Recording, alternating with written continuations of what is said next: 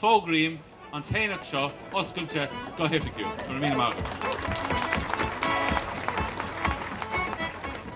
Táimid agsúil der seachtaine ábhór, anabhór an seo céil Airne. Beg, rince, ceol agus Oireachtas arsúil.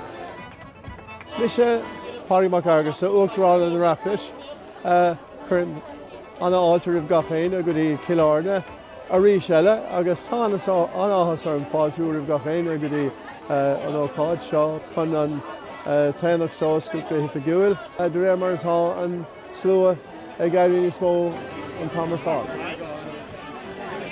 Is mis aisteoir agus fáilteoir Scap Pilgrim, agus is seo uorscéil grafach atá ar fáil den céadúir an Gaeilge.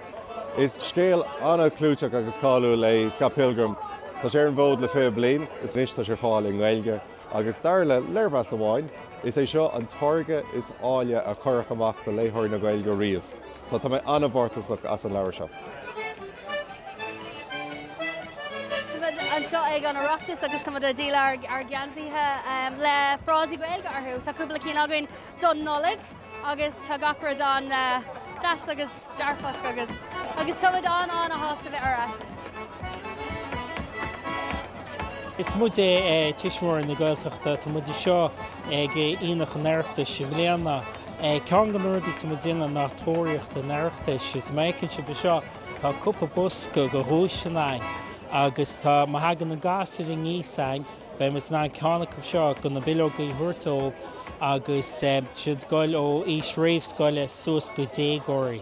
Agus i máireach tuair sé bei tarntain agus bei seansaach go chuid go na dúisina ceann go na ciseán seo ruachtain. Go mainn sé páirt bolí isteach.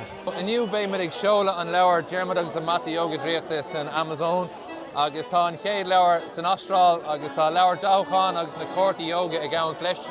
So ag súil go mór leis agus an ástúir a bheith rais ag an Oireachtas. De fíorne an ócáid seo go tosnú agus go bhíoh muintear chunamána agus tíor chuil agus muintear bheith feist agus go leat lia an nuas san is beag rirá agus rúla búla arsúil.